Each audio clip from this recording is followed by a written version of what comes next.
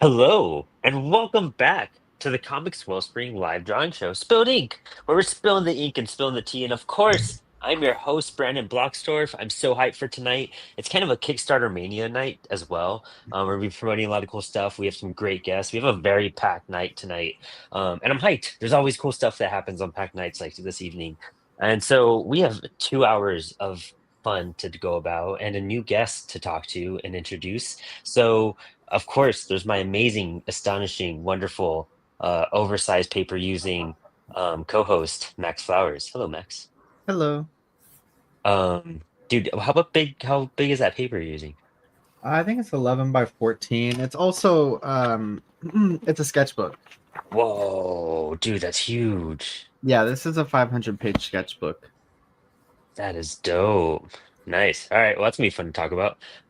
And we have some returning guests. Well, since we're promoting panels here at Comics Wellspring, our Kickstarter that we're currently running, and we're just like $400 away from getting funded. So let's just knock that out like soon, so I could sleep better at night. That'd be appreciated. So, Jade Lowder. Hello, Jade.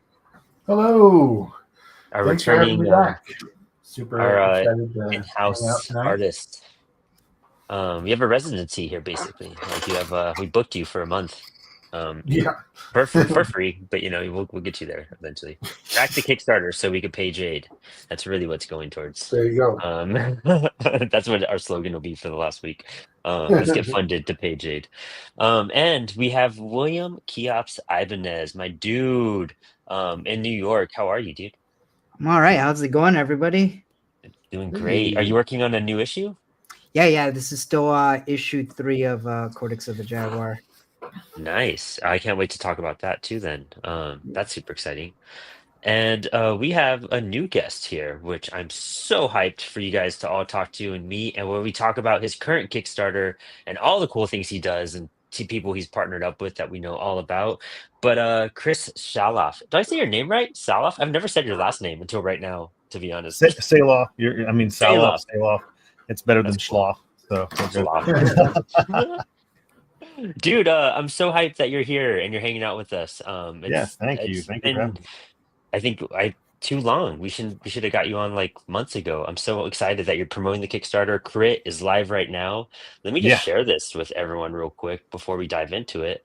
you got it pulled Um, up. yeah, I got it pulled up right here. We'll share Cool. screen and bam. Dude, 62 backers, 8 days to go. Yeah, Dude, 3,000 for, oh man, you're killing it. Oh man, you're well above the goal you wanted. This is funded in sick. 45 minutes.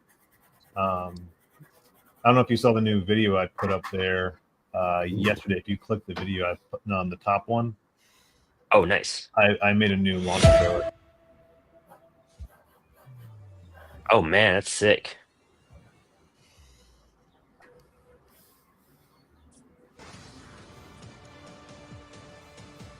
Yeah, so we've been working on a video game too, and so I've got some of the animation done from that, and I'm going to be using that to promote, the books as I go too. What, dude? This is insane. Yeah, I was really happy with how that came out. Oh, wow. Okay, so tell us. All right, well, first off, you know, tell us about the campaign. Um, and then we'll dive into the video game. I'm super curious about everything you're doing about it. Yeah, so the campaign, I bring in King Arthur. He's the original superhero in my universe. So um, this is kind of like not his backstory, but the lore behind this version of King Arthur. At least some of it. Don't give it all away at once. Um, Crit is facing some internal turmoil that in this issue as well. So there's action, there's adventure, there's drama, and there's suspense all in this one issue. And for new people that have not heard me say this 1,000 times, it is based on a homebrewed superhero D&D game. So Super everything cool. you read it happened at the table. Every action is determined by the dice, and everything's been pre-recorded. So all the dialogue comes from my friends, whether they like it or not.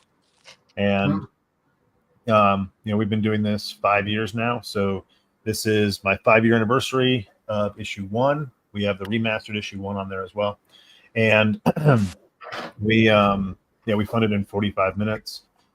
Pretty awesome to see. When you're introducing a character that I've wanted to talk about for 5 years, it's it's really cool. So now I can finally switch to my elevator pitch when people ask me what is Crit. Well, it's a Arthurian superhero tale is really what it is, and where King Arthur is the original superhero, and my guys are just like the new guys in town. And in this book, someone's comparing them to Arthur and how really like Crit, they're not heroes because they're really not. They kind of just stumble onto things. That's why it's called constantly running into trouble. The story really revolves around them finding themselves within these powers they have, and finding out if they can actually call themselves heroes or not. And they can't always do that. As in issue 0, that you see, their first mission, they're killing people by accident and just not being heroic. Yeah. That's if you've played D&D before, you kind of you get it, because you and your I tell people all the time, just what is Crit? Well, just imagine you and your friends pretending to be superheroes, for 6 hours a month, and that's pretty much what it is.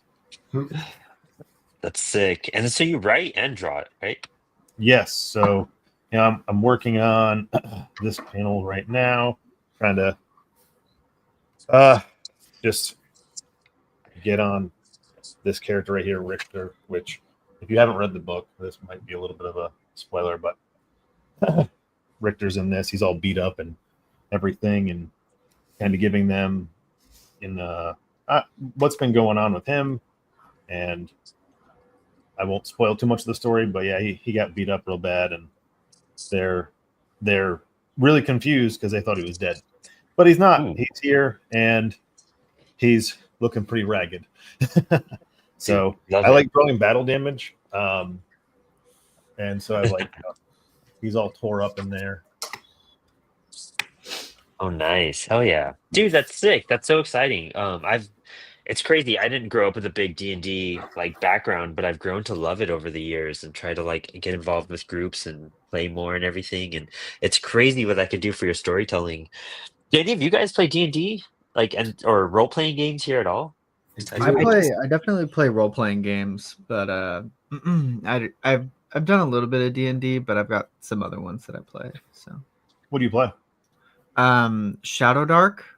Okay, I've heard of it. And what's it called? It's called The Void or something like that. But it's a play to lose, so all the characters are destined to die. Oh, okay. That's and cool. You're kind of traveling through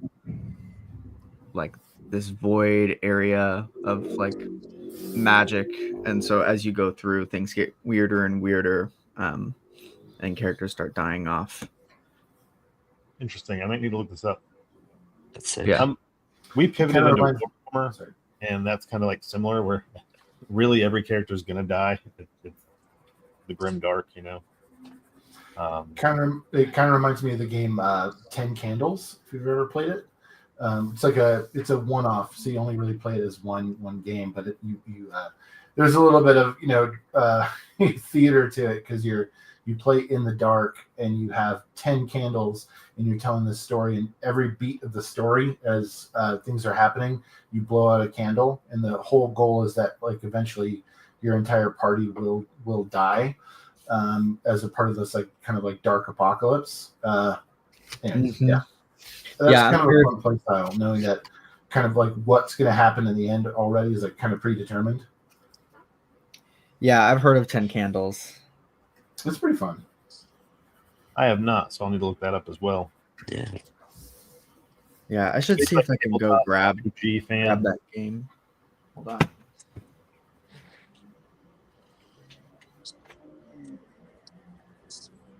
I feel when you look at a lot of comic book series, you kind of look at them and you're like, man, that would be a really fun role playing game. I think Williams' entire series would be a really fun, interesting role playing game of some sort.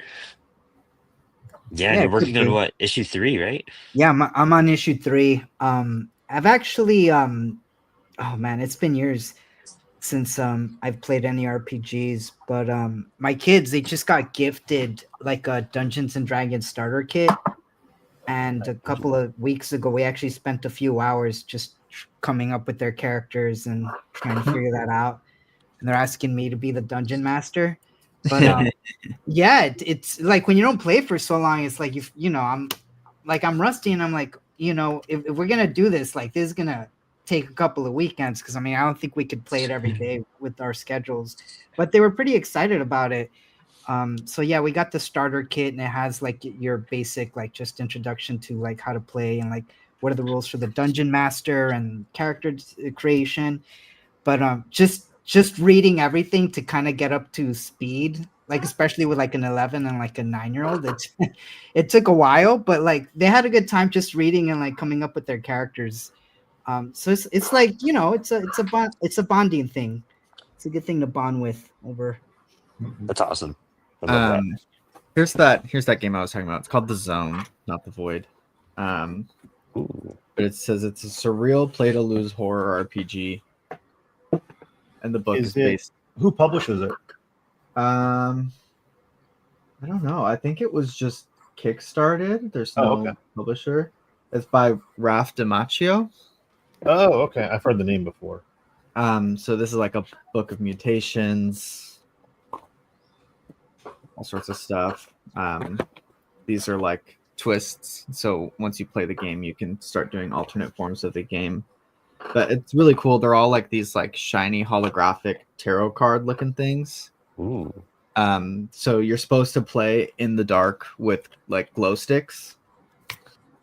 So yeah, that's very 10 candles. Yeah, it's very fun.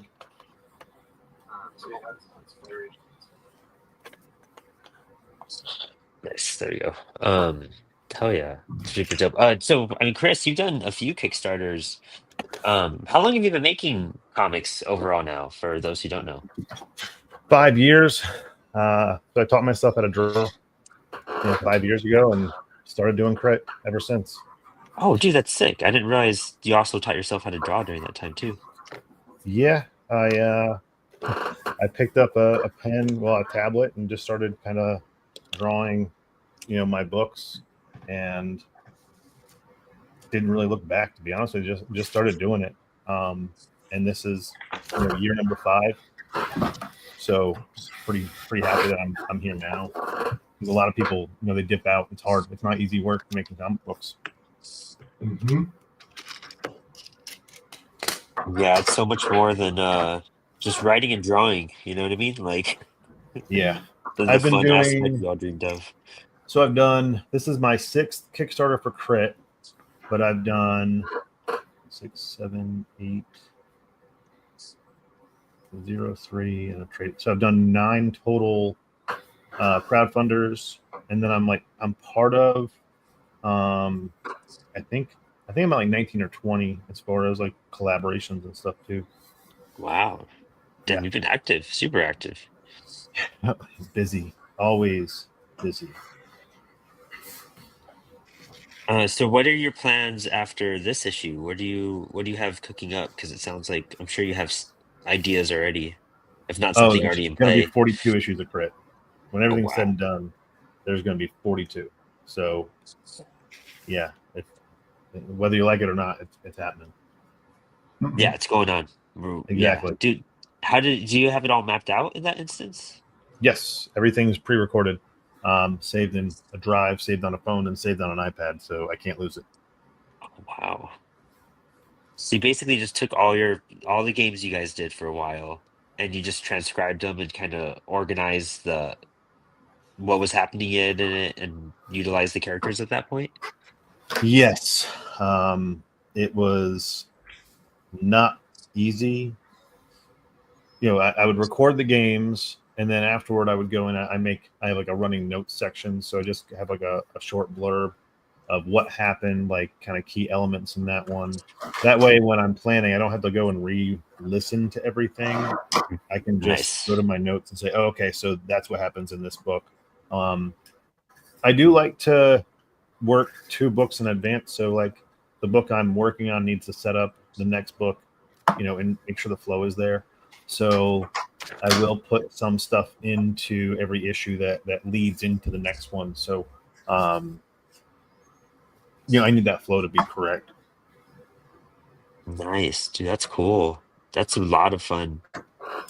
And A lot of I fun love and seeing that a like D and lot of D work. like kind of make such a big. I don't know. I guess it's always been pretty popular and around, but like it seems like it has such a resurgence in the last, I feel like 10 years or so.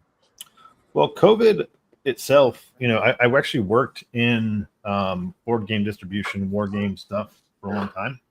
Oh, wow. And COVID helped because people were sitting at home with nothing to do. And it was like, oh, well, let's play Dungeons and Dragons. And that just honestly took off. There was a lot of people at that point. That's why a lot of these tabletop games like Kickstarter games got really big after COVID, because it got people, they were stuck at home. What could they do besides, play a board game? Oh, yeah. That's why, like, if you look at a lot of the top selling war games and tabletop games, they started really seeing an influx in 2020. That's why I had my job for so long. Like, the fan base just grew. Like I said, I got into Warhammer recently, and even like the fan base there will say, thanks to COVID. Wow, that's insane. It's kind of like so much art and like kind of fun came back because of such a crazy dark time, to be honest. Like indie Yep. comics wouldn't be in the state they are without it either. Oh, 100%. 100%. We are blessed and cursed with some of it. Vibes. It's being there. I mean, that's how Apollo kind of went from like just the standard form of podcasting we were doing to like interviewing people and kind of reaching out. And that's how we made a lot of connections was during that time was just virtual interviews. And it's crazy. I didn't start making comics then. I'm like, barely doing that now, but it's everyone had some sort of big push that evolved them. And it's interesting seeing who stuck with it and who, unfortunately couldn't or just like learned like how crazy hard it was and couldn't do it. Well, that's, one thing that I heard from a lot of shops when I first started, pitching books to them was like, well, indie comics is tough because a lot of you guys don't publish more than 2 books. Yeah. Yeah. I can see that. So what's your cycle? What's the speed you're trying to keep up to? I've slowed down the past couple of years because of life. But the cycle I want is 2 to 3 a year. Nice. To get 3 a year, I know I'm going to need someone to help me. So I've talked to a few people. I've gotten some page rates, but it's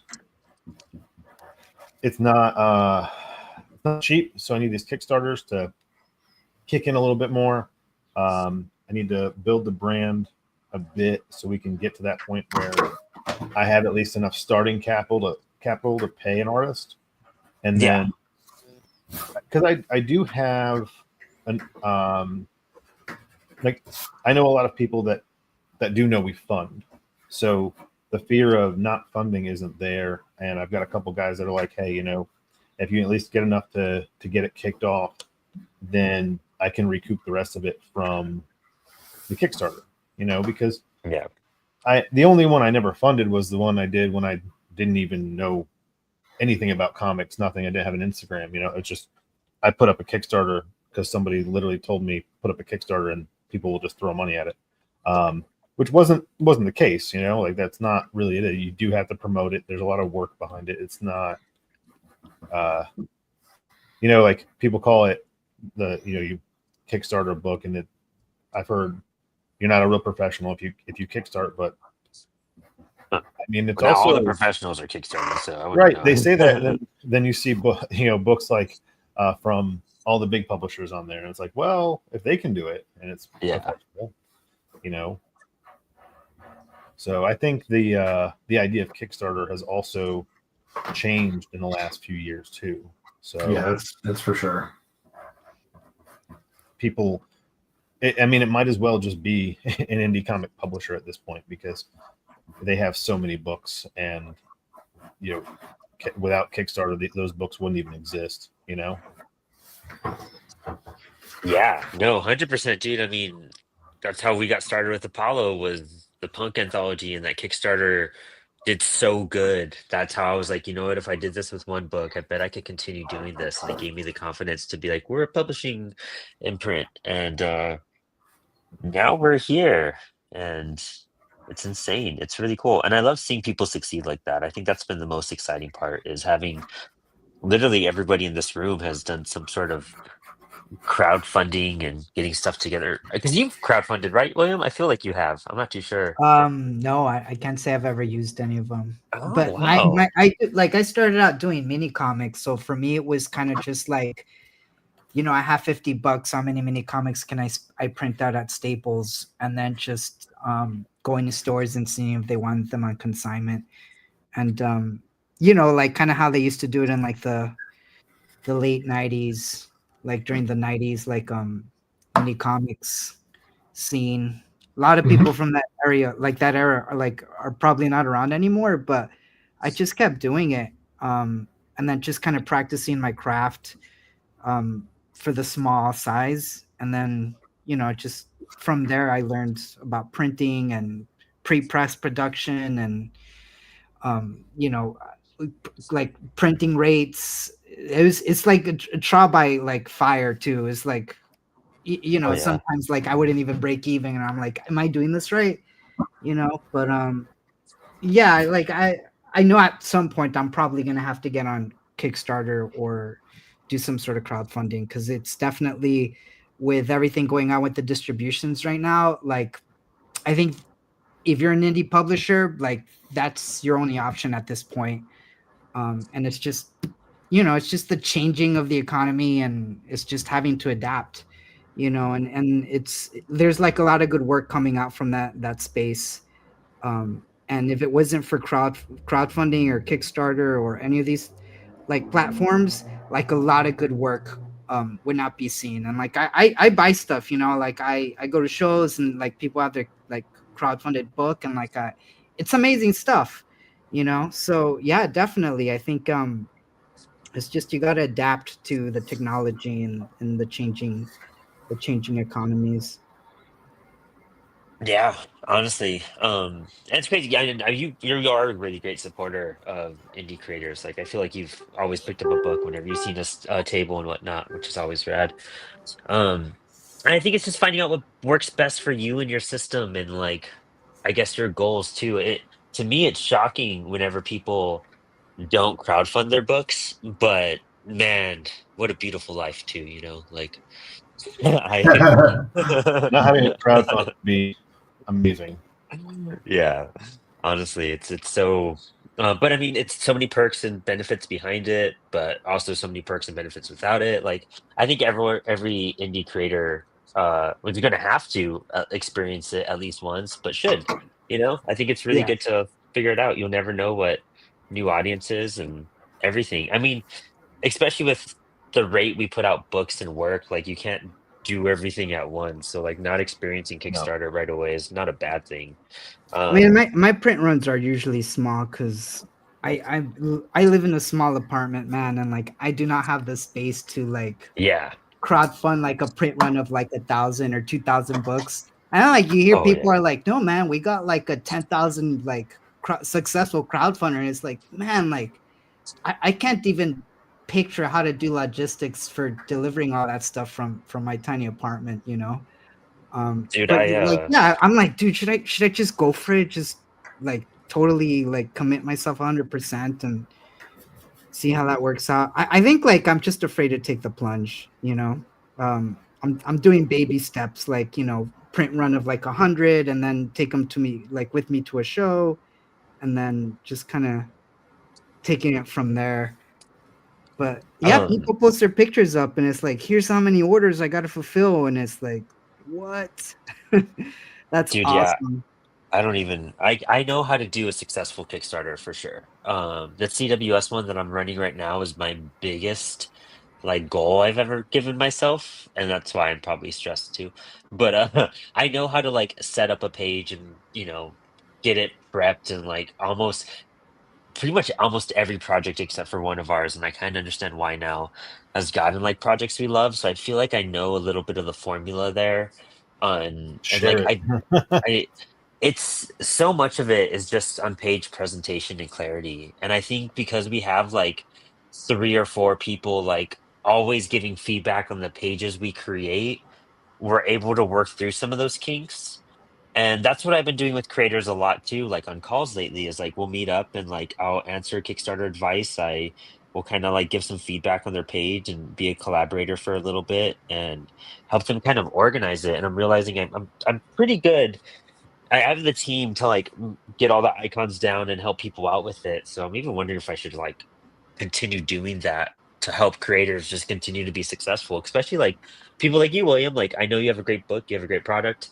You don't know how to start Kickstarter and set it up and make sure you're like on the right page and presenting it well. Like, I fucking would totally help you out and figure that out with you. Awesome, I Like appreciate that. that's what I really do enjoy. Like, I'm probably gonna I'm sure if I get busy enough, I'm gonna have to charge people a certain amount. But it's always fun doing that. Like even on yours, Chris, I took notes like just to hand out to you to be like, hey, maybe next time look at this, this, and this that I wanted to share with you as well. I was going to ask you because I've done, enough Kickstarters now, and I followed every one of the rules, and I've never gotten anything.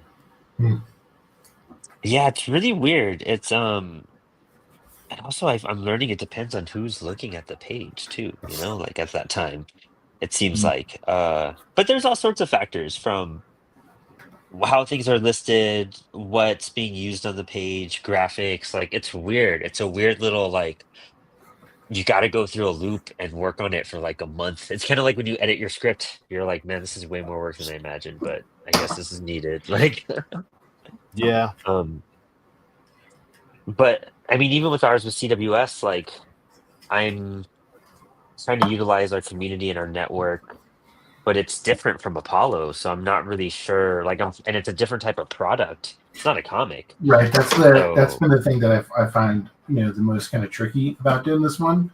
It's just like I think it's really cool. I love what we put together, but it's because it's not just a standard book. I can't just tell somebody here's the plot of this next issue or something like that. It's this educational tool, and so it's a similar audience, but it's still different, and that yeah. sometimes makes it just like a little bit like, oh man, I have to rethink how I pitch, how I talk about it, so on and so forth. And that's been an interesting like learning curve with this Kickstarter for sure. 100%. A product is so much different than like I worked really hard and check out this and this and you guys have been waiting for me and knew I was developing the story and thanks for the support. It's like, no, I need you to buy this. Like, like I literally need you to like buy this. But it's worth it. You know what I mean? I think we have so much faith in everything. We have some great support so far. But it's also like I made a big goal and I should have just gone easy on myself. That was just like cockiness, I'm sure. I was like, all right, see if I could do it. Just wanted to prove if I could, I guess, and see if it really makes a difference.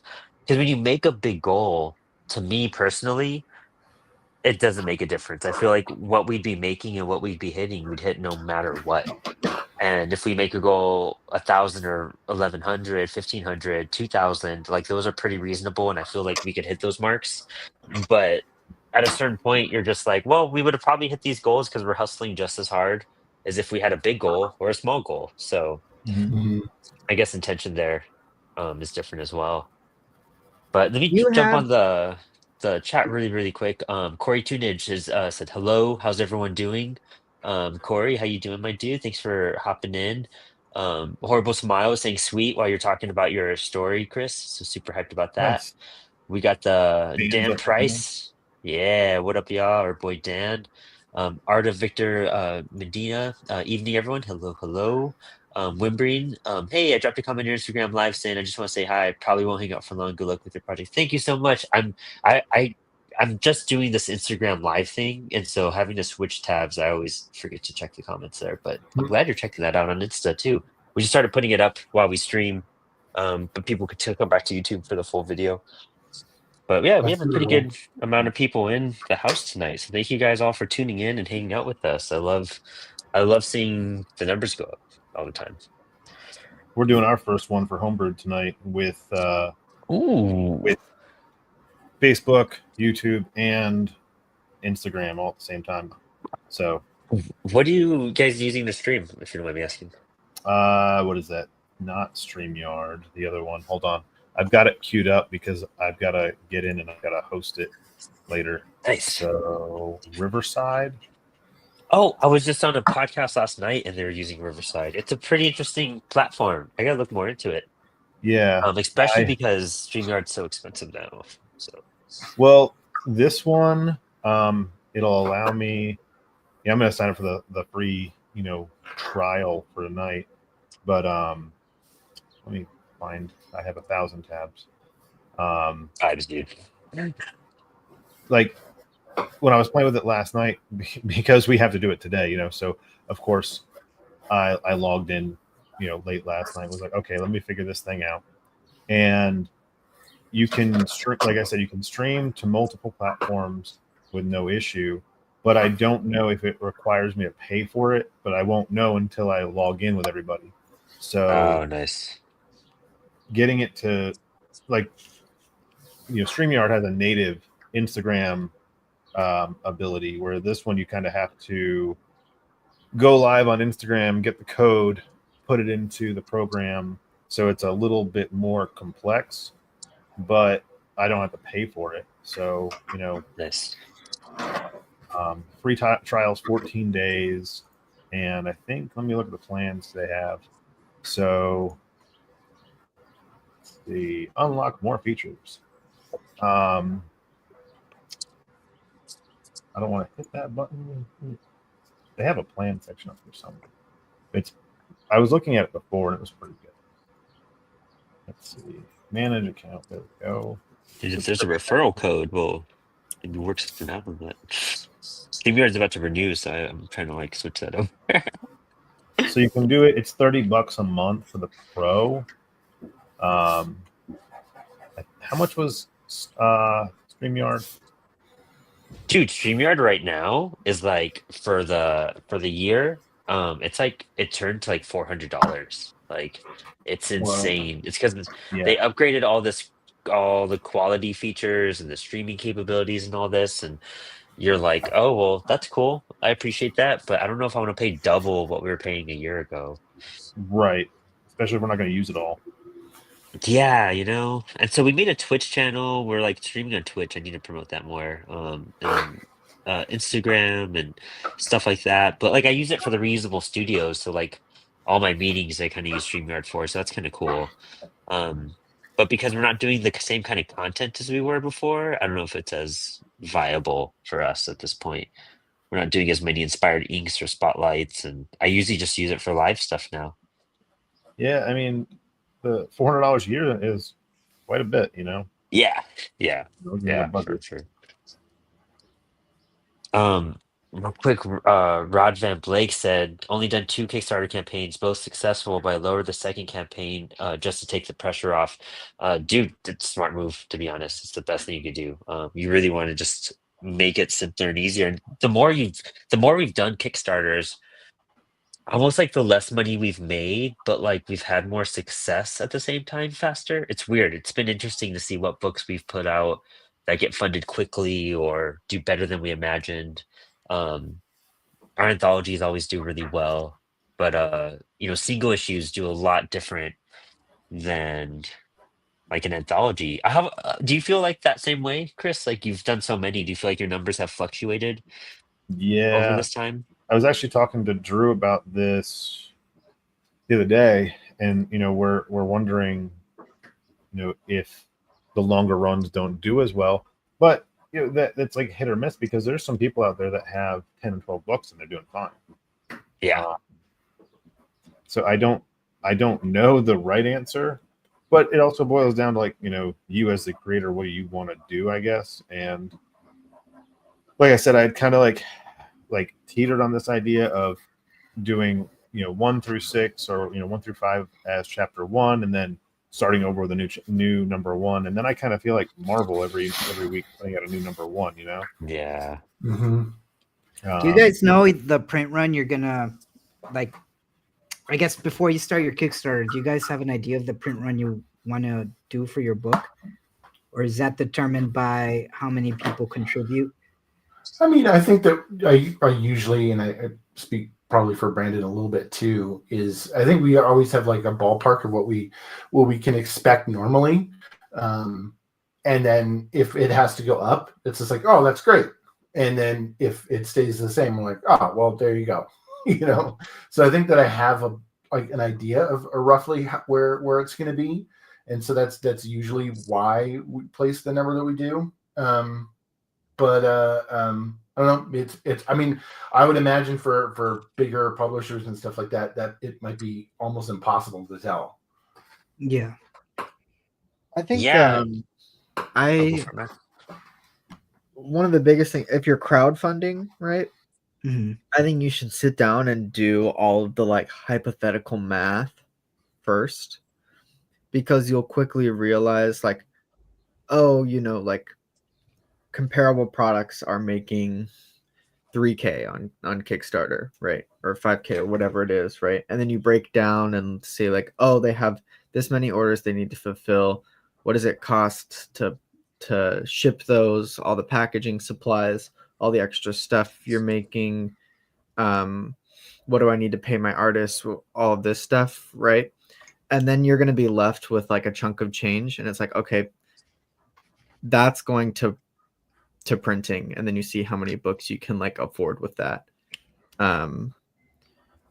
And like you can, obviously you need to take care of all your orders first, and so you should, yeah, on the flip side, once your Kickstarter is over, you take out all your printing money first and then put all your money to the other stuff. But you have to do the math and prepare to see like what is actually the minimum amount I need. yeah, You know, because you might do a $1,000 Kickstarter and be like, oh, I'll be fine, right? But then you only hit that 1,000, and then you're like, shoot, actually I needed way more to actually get these books out to people. Plus Kickstarter takes their cut, then you have shipping. Exactly. Yeah. So you really have to sit down and like pretend like the entire project goes, and then you can do your project, if that makes sense. Yeah, I've even worked stuff out with artists, how like even like I've kind of done this with Jade for a thing or two, where I'll like pay my artist in books. I'll over order in books so that they'll make more money by selling them than I could at the moment, like paying them. And that way it's just like, well, now you have X amount at your disposal to take care of, and you don't got to worry about printing, you don't got to worry about any of that. So like that helps a little bit cover some artist funds and make it easier.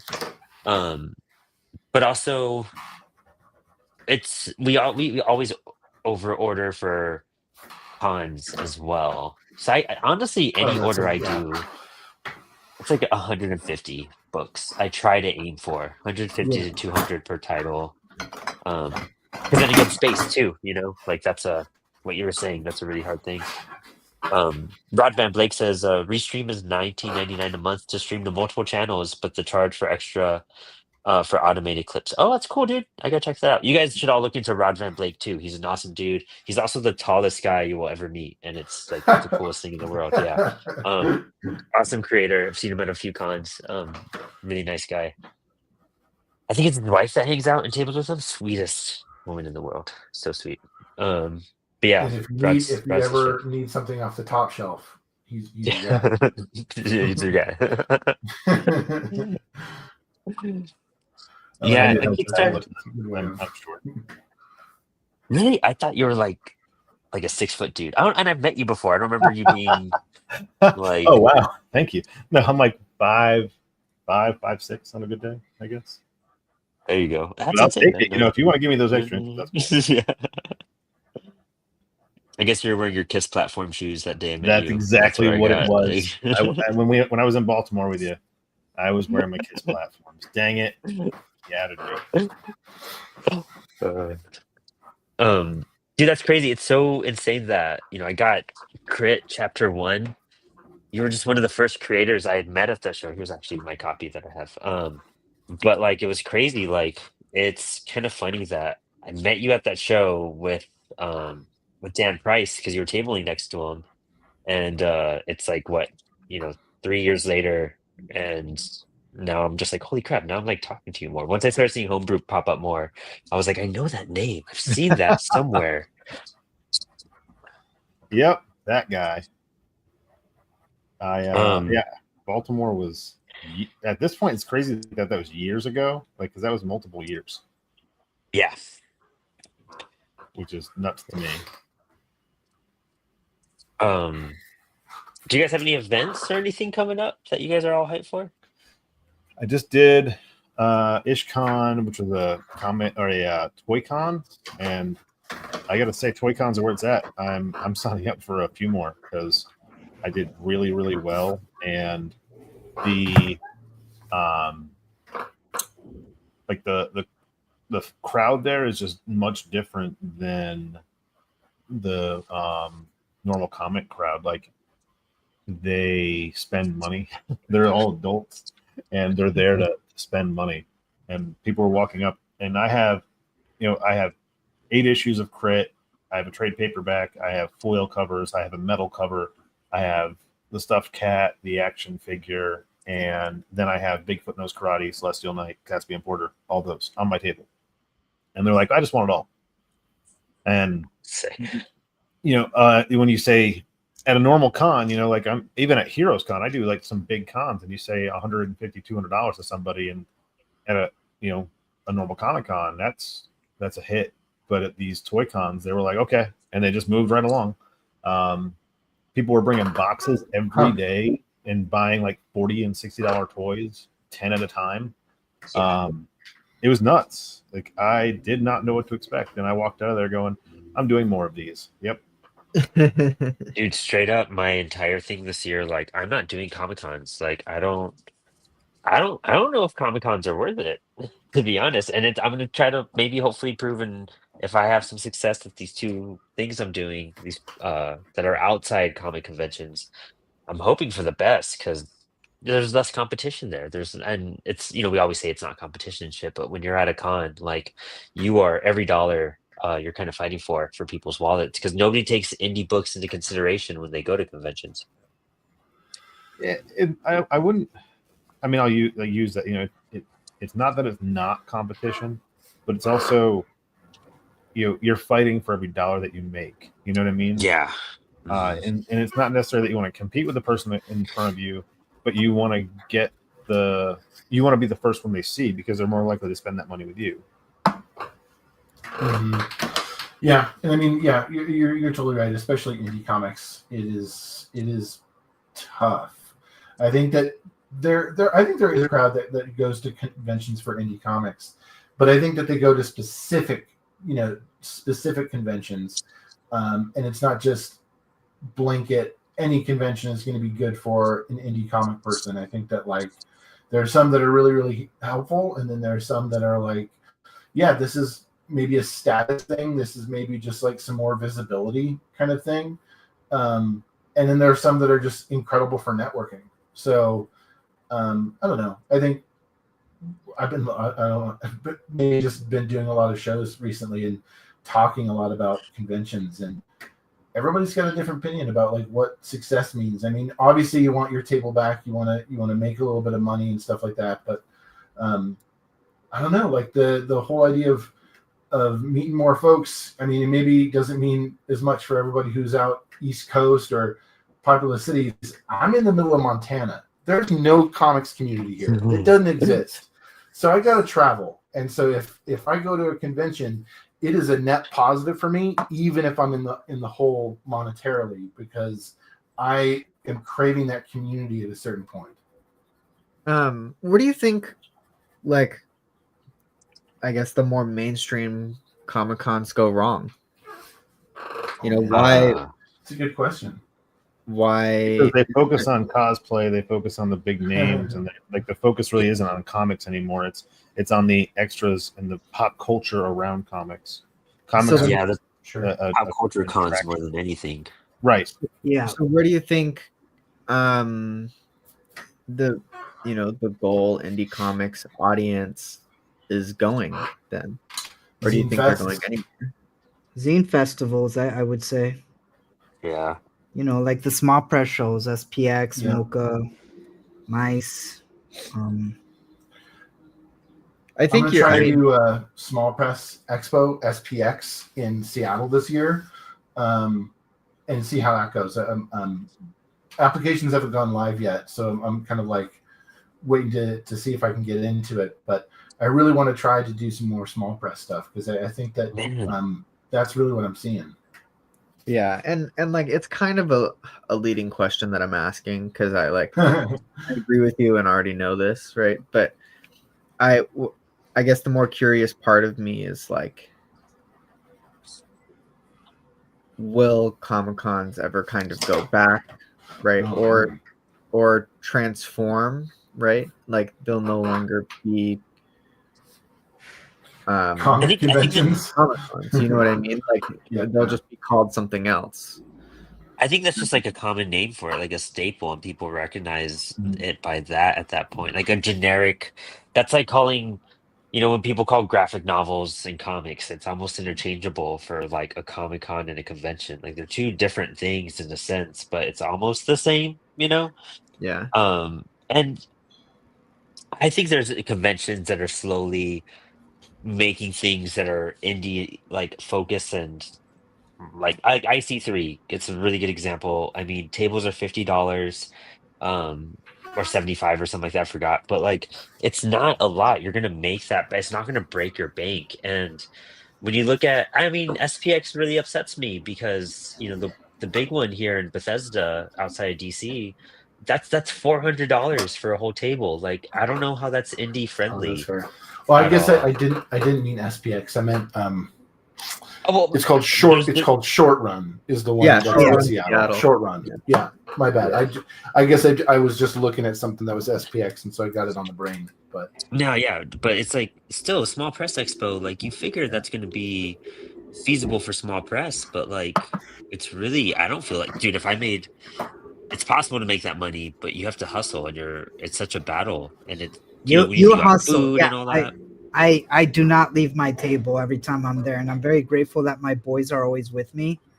And I'm gonna be honest, if it wasn't for my two kids, I would not be able to do that show.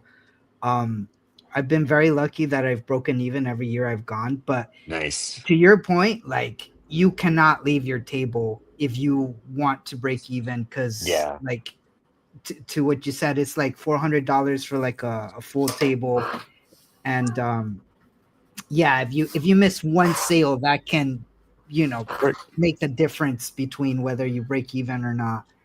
But I mean, that's just like a crazy pressure and pressure for just breaking even. That's not like being in, into the black and finally, making a dent and stuff like that. That's just that's just coming out even, and that's a ton of pressure. Holy shit! yeah, but it's also like what you said, networking, right? You go, Yeah. Yeah. you meet people who are in the small press industry, people who are actively looking for stuff like that are up there with like Fantagraphics or Drawn and Quarterly, like the small press big time publishers are there, and Yeah, that's true. you go to Over hopefully like Sprocket. get noticed by Gary Groth or this Drawn and Quarterly, Fantagraphics, like those publishers always have tables there.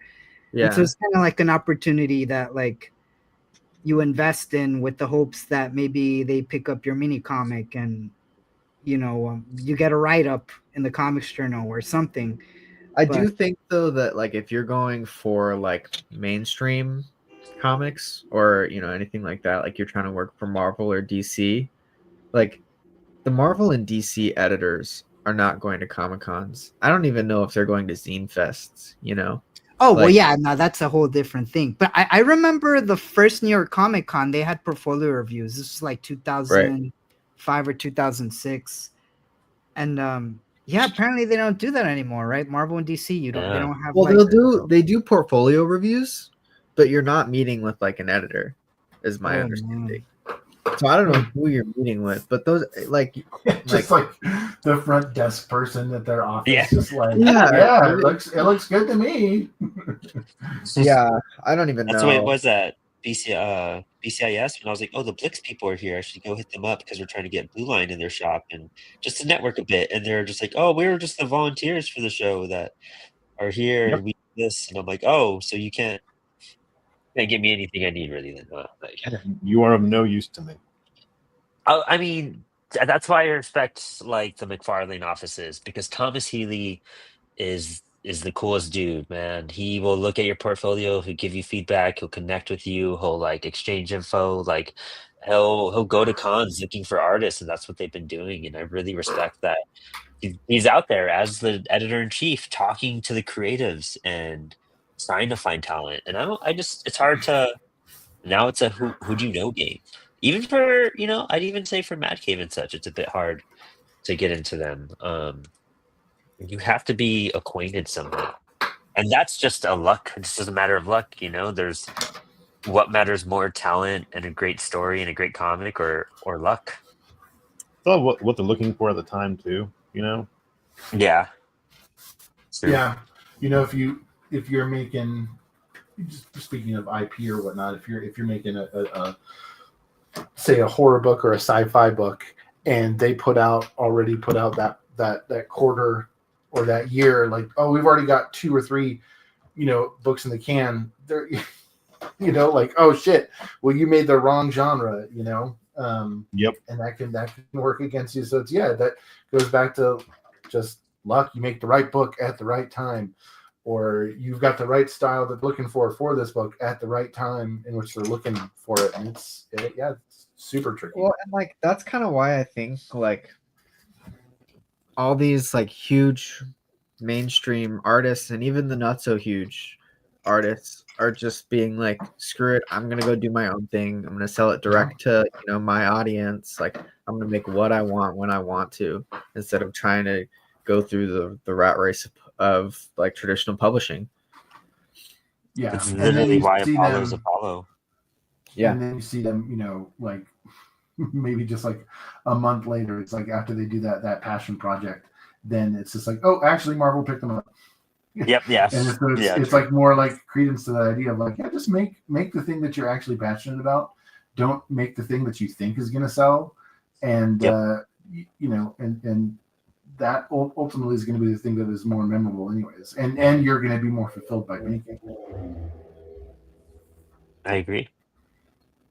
Yeah, just have fun. It's comics, I guess the bottom line to all of that, is just do your best. I think we all want to it's crazy too, because as you make more comics, your goals they'll grow. You know what I mean? Start small. Like I was just trying to make a fucking punk anthology and a teeny or cosmic punk rock love story. That was it. I had one goal. Like that was it. And now I just like do all this stuff, and it's insane. And it's I wild. do all this stuff, yeah.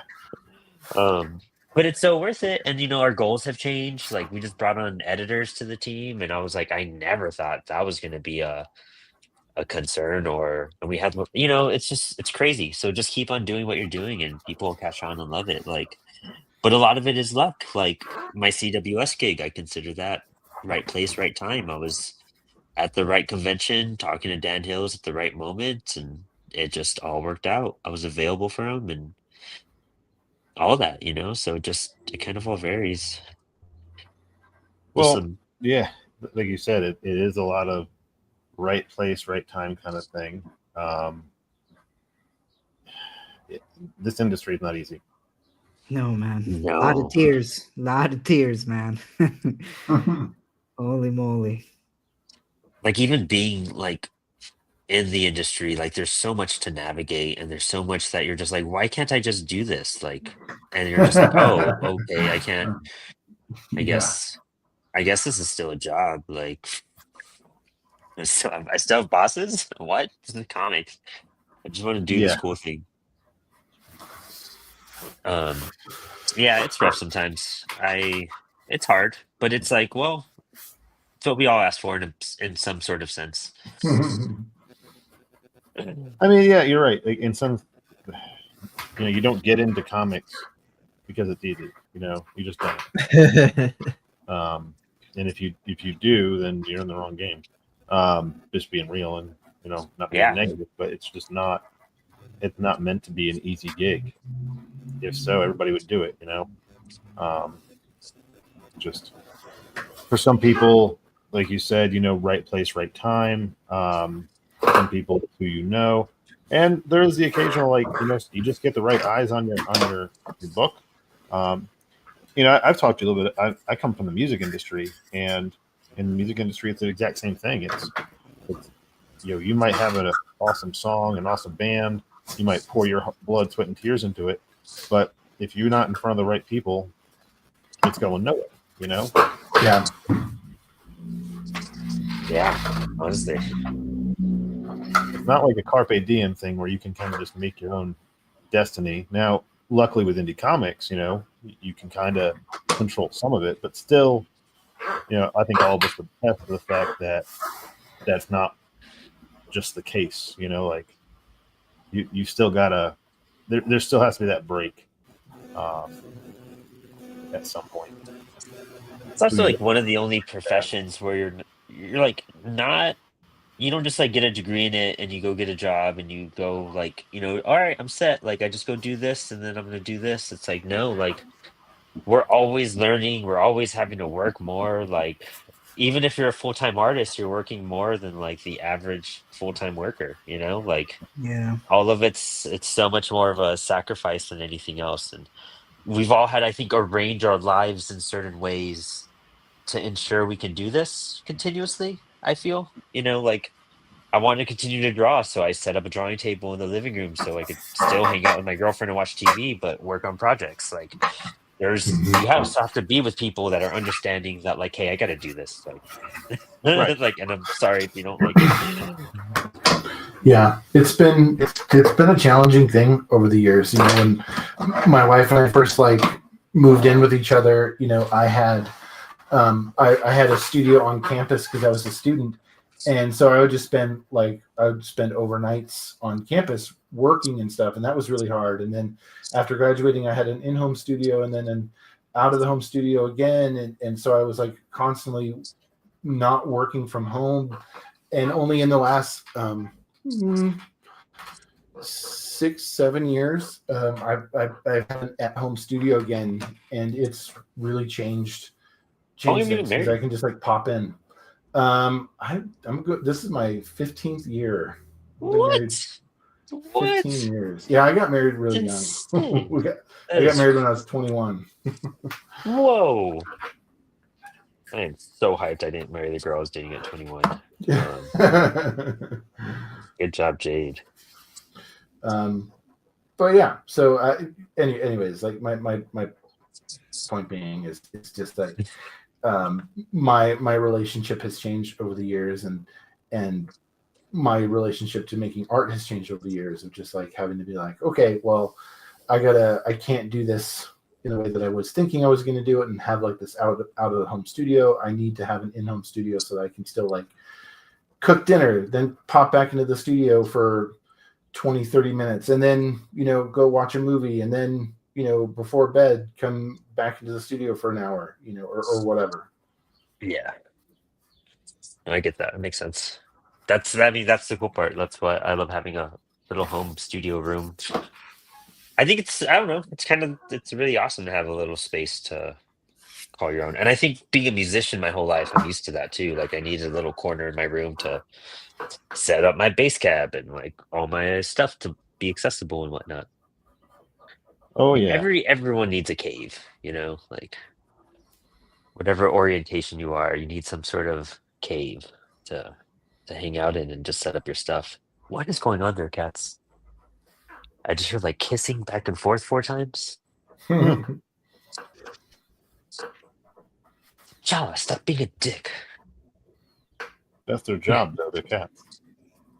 Yeah, dude. My cat, of course, is the biggest jerk in the universe. He's just complete asshole. Brandon, I've Especially in the morning. I've drawn you so many times in the last day. It's crazy. That's so funny. You're just Now gonna be like overly sick of me.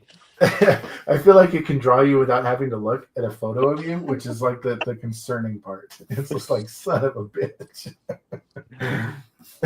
Jade asked me yesterday for like a reference photo for reference and whatnot, and I was like, for sure. And I just like blew his phone up with like the stupidest pictures in the world. Like one of them was helpful. yeah. Out of like the 20 cents. Like this is me and my cats just like it's having fun. Nothing wrong with that. Better than kids, I feel like I can't do that. I respect parents, man, dude. Like William, dude, you crush it. Like as a parent, being able to manage that and make art and do festivals and do what you do. It's a family business at this point. Yep. There you go. It just kind of had to turn out that way. So every show, they've been with me at every show, and honestly, man, they've been very helpful. And now I can't imagine doing a show without them. That's cool. Yeah, I get nervous if they don't like come with me. So it's yeah, I'm very fortunate because they're like people I've noticed when they help me set up and they help me take down, or if I have to go park the car and unload they'll unload the car and take it to the table. I go look for parking. That's Like, cute. yeah, I cannot do that with just by myself. So I've been very fortunate to have them, and they like going to these shows too. So yeah, I'm like pretty lucky that they don't hate it. There are some kids that like they just do not like what their parents do, or they don't like their parents' Yeah. hobby. So yeah, I lucked out. Chris, you have a daughter, I think, right? No, two boys. Oh, Sandra- you have 2 boys, but Chris has a kid too, right? Yes, she just got her driver's permit today. Oh wow, dude. Yeah. So she's 15. She's a phenomenal artist. Blows me out of the water. We're doing a book. We're doing Homebrew Zero together. Oh my That's gosh, that's awesome. sick. Yeah. So I'm gonna, she's talked about doing stuff with me since I started, and like I said, she's just phenomenal. Her eye is ridiculous. And when the Homebrew Zero thing came about, I quickly decided I was going to do 6 pages with the cat, the owl, the talking animals. Nice. And that's what she, her interest is the animals. So when I approached her, I was like, hey, do you want to do this with me? And it was immediately yes. When do we start? So I'm going to draw it. She's going to color it, and yeah, like I can't brag on my kid enough. She's great, but beware. If you're in North Carolina, she has a license. I warned you. You can't blame me later. William, are you working on any projects with your kid? No, they kind of do their own thing. Like Xander's into sculpting right now. So Oh wow, that's cool. yeah. Artistic in other ways, I guess. In that sense too. Yeah, that's rad though. I think that's always cool when you guys turn into like a family thing. Like I really respect that. It's like I do all this stuff, like all the music and like like punk rock and like rock and roll and stoner stuff, all because of my dad. So I like seeing that influence on how it happens as I grow up too, I guess. Yeah. What time did you have to dip, Chris? Was it 7:50? Yeah, I gotta go in a few minutes. All right, cool. Why don't you do some plugs while everyone's here still, and that way you can just promote your page a bit more too. Yeah, so sorry, I got into my face drawing over here, and I never draw my guys with their masks on, and so I've been just over here trying to get Caliber to look cool. too. That's digital, right? That's on a tablet? Nice. Yeah, I mean, Richter, I got the way I want him, looking like beat up and ragged, but Caliber needs to look like annoyed. And so I'm trying to, and when you're drawing a bigger panel with small faces, it's hard. All right, so my plugs. I'll start with my campaign first. Crit number 8 is on Kickstarter right now. It is technically the 9th issue because I did a 0. You can download 0 for free at homebrewcomics.com. It is, tongue-in-cheek, humor. The best thing I can say is if you know Police Academy, it's Police Academy with superpowers. If that's a little bit outside your age range, think The Other Guys with superpowers. It's an Arthurian superhero tale. In this book, we introduced King Arthur. You can get every single issue of Crit on this campaign. We have whiskey glasses, we have T-shirts, we have posters, 5 different covers, lots of stuff to choose from. Definitely check out Crit. Now, Bigfoot Knows Karate is also on Kickstarter right now, and that is another book I publish. Dan has roughly 2 weeks, I think, left. And his Kickstarter is crushing it. I think we're almost at 100 backers right now, too. Oh, 91. Holy crap. 91, dude. yep. And so if you back Crit and you back Bigfoot, we have in June Celestial Knight versus Caspian Porter, launching June 21st. If you back all 3 on a physical tier, at the end of the year, when we ship in October, all 3 books, you will get a coupon in it from each book. You put the coupons together, go to our website, and you get Homebrewed Zero. So you'll have to fill out the form, but we'll mail you a copy of Homebrewed Zero. It is 30 pages of all exclusive content by all the creators, plus our cover artist, Mo Lubison. It'll be a foil cover. Thing is going to look awesome. We're working on that right now. Sick. So definitely check out homebrewedcomics.com. I'm on Instagram at homebrewedcomics. All the information's there. My Kickstarter ends in a little over a week. So next Friday, it ends at 8 p.m. I have a ton of awesome tiers to choose from and a lot of add-ons so you can customize any of the tiers to suit your needs. So check it out, homebrewedcomics.com. Thank you, guys. I'm going to go ahead and actually get this next one queued up so I can refill my water and get ready because I have 2 more of these to do. Oh yeah, dude. I mean, thank you so much for coming. You're always welcome on, Chris. I dropped out links to both your Kickstarter and Dan's in the chat, so everyone check them out. It's also in the episode description. Chris, we'll talk soon, dude. Thank you for hanging out with us tonight. I appreciate it. Thank you. I'll talk to you later. Later, man. Peace. All right. Now to talk some shit. No, I'm kidding. Imagine on Chris. That guy. No, I love Chris so much. He's such a good dude, and the stuff he does with Dan Price is so rad.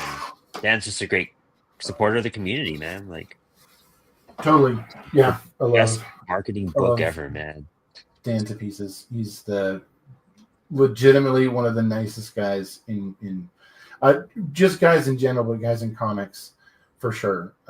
Yeah. Super generous with his time and always willing to help or chat, and I don't know, best hang possible in Baltimore. Yep. Yeah, dude. Hands down. And then there were 4. Dude, T'Challa got on my lap, and now it's just like I'm having to navigate cat lap with drawing, and it gets difficult. Dude, don't bite the cord. Don't bite the cord. Stop that. No, stop. T'Challa, you fucking asshole. You fucking with my camera, if you guys can tell. There you go. Boop. All right. Douche. Don't, dude. You're pawing at my art? Like, you were just being cute a second ago. Go back to that. So what's everyone working on tonight? We really didn't get to go all the way down in that sense. Max, what are you doing? You're doing some cool stuff. I'm kind of having fun today. Nice. I'm ideating for corpse paint is what's actually going on. Oh, cool. Hell yeah. I've been scripting, and so I'm just kind of trying to figure out maybe what things look like, what scenes look like, what, you know, just doing like mood pieces and figuring stuff out. Oh, hell yeah. I love that. Jade, what are you doing? I am working on, I'm working on 2 different pages right now. I've got one kind of just stationary because this is going to be like a spread. So I, although this is the other side, it'll be that way. But this is a spread for the It's a Horror Show anthology. This is the kind of main storyline, connecting everything together. And so I'm at the part where it includes some real life characters. So Mr. Bloxdorf is on here, as is Murnau, and I'm drawing myself as well. Doug Knight is on here too. There'll probably be a couple other folks. One of the things we did when we did this campaign is folks could back at the lesser known zombie tier, and I will draw them into the book. So like Doug was one of those folks. There's a couple other creators who will make an appearance, and then there's some other just kind of fans and readers who are going to get to be a part of the action too. So that's been a lot of fun. But yeah, that's what I'm working on. That's dope. And then tell us more about issue 3, William. Like, what's pumping out? What page I'm on are you issue working on? 3 of Codex of the Jaguar, and it's I think the 16th page or 17th page. But yeah, it's taken me a while. Just I wish I could keep up with a monthly schedule, but unfortunately I don't do this full time. So it takes me about a year an issue. Oh, that page looks pretty intense too. Yeah. That's a lot of mark making going on. Good. Yeah, I'm trying to That up here.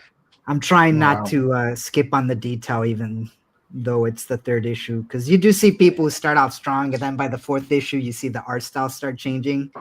Yep. You know, so it's definitely trying to keep myself in check.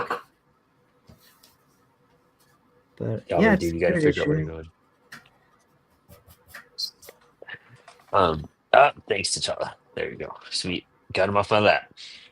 Now he's walking behind my computer. Man, I love that, dude. Codex is just a beautiful book. If you guys ever see William, can they buy your book online as well? Yeah, it's on my Instagram. If you go to my Instagram at Ibanez, the link in my bio takes you to the store. And then if you're in New York City, you can buy copies at Forbidden Planet.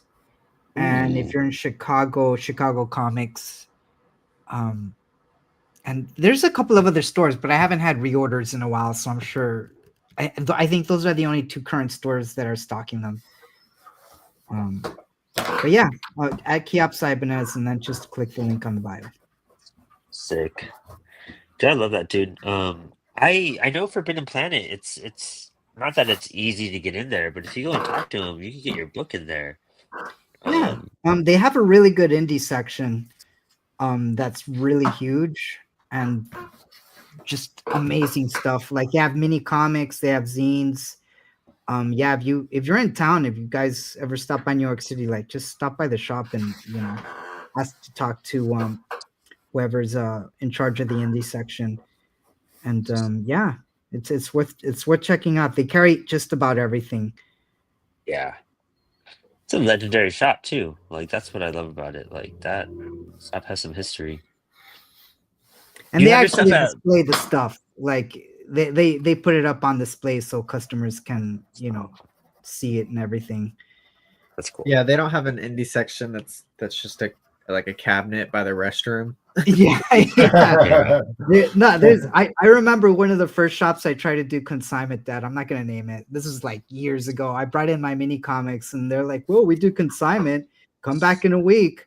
And I go back a week later, and I'm like, "Have you guys sold any of my stuff?" And I'm thinking they have it displayed with all the Marvel and DC stuff, and they're like, "Well, come back this way. Follow me around." No. And like, he pulls out a long box that's like underneath a table covered with like a blanket. So like, customers couldn't even see it, and he pulls it out and like, nope, they're still here. And I'm like, well, how are you gonna sell them if like they're just underneath here covered with a blanket? So, Jesus, dude. And that shop's not around anymore. We can see why. But yeah. Years ago. Yeah. Hey, do you have your stuff at Desert? It's not Desert Wind. What is Desert Island? Is it at Desert Island? I thought that was not it, but is it Desert Island? Desert Island in Brooklyn. They just opened up their new store. Yeah, I dropped off stuff there a while ago, and I just haven't. And I mean, like, a while ago, and I just never went back to go check. But yeah, they. I think his name's Gabe. He's pretty open. If you just go and like say, hey, can you take a couple of copies? I think he does consignment, and he just got they just got a new like location because the other place was trying to raise their rent, and I think it's right across the street from the old shop. It is, right? Because I remember we drove by it, and I was telling Lex when we were in New York for BCIS. I was like, "Oh, it's the shop I wanted to go to," and I didn't realize it was right here still. I thought it had moved, but no, I guess No, I it's was in right that across same the area. street. The That's dope. the old That's good for their place, like, customers. But yeah, the old place wanted them to leave because they were gonna rent it out to a liquor store. wow. It's just New York City, man.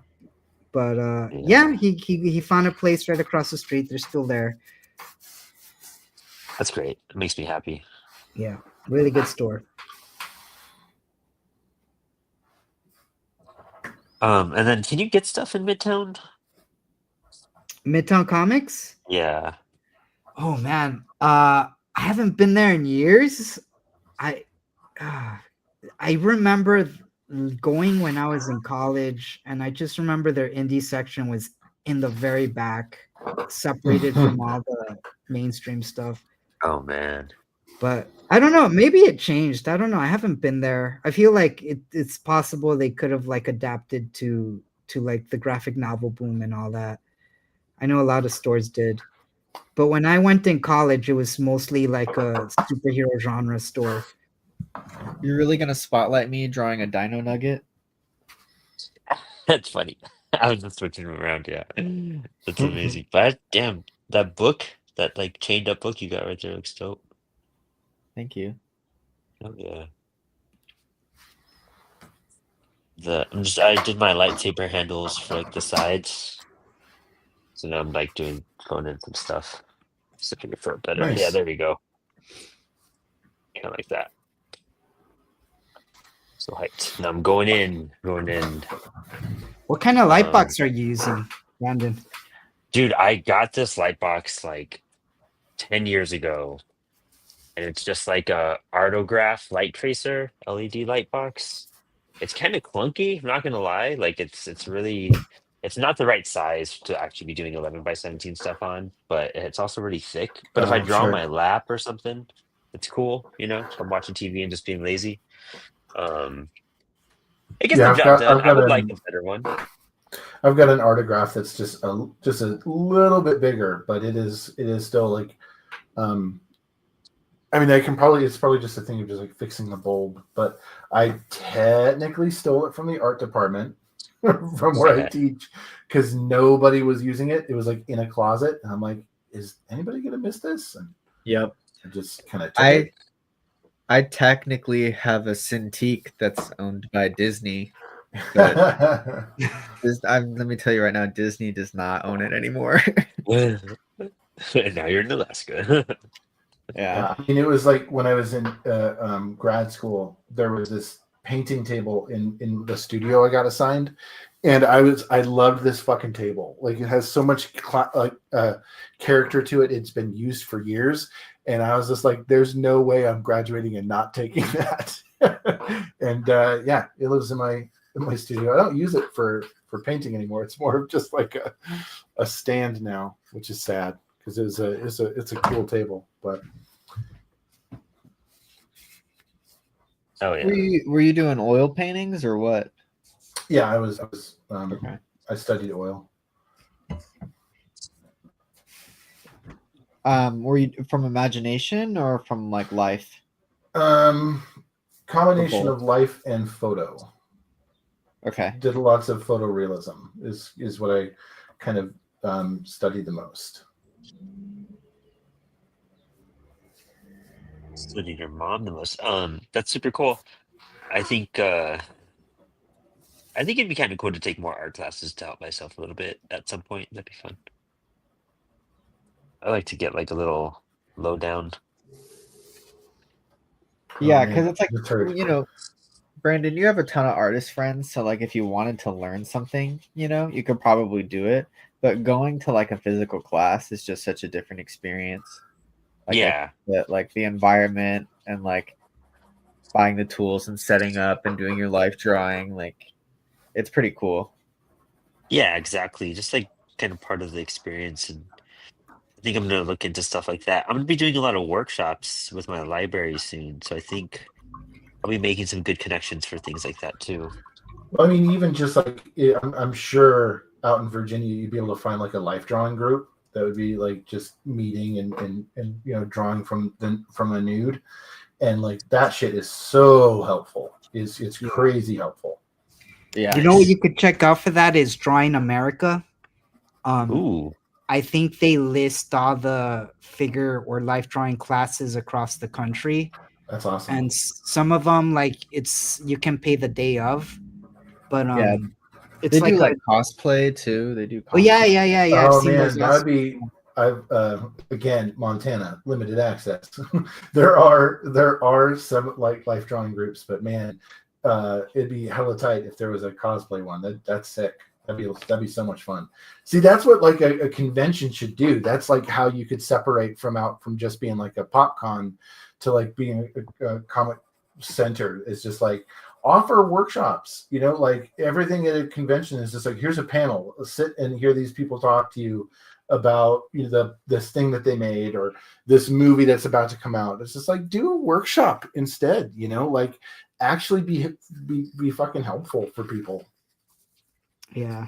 Dude, this is sick. Just would be Drawing awesome. America. This is really cool. I know about Yeah, this at all. that's the one I used for New York City, and they have them different days. But yeah, what's cool is you can pay the day of if they have slots open. I used to go every Rad. Wednesday. Dropped a link for everyone in the chat too, so you can check it out. That's really cool. It's a great resource.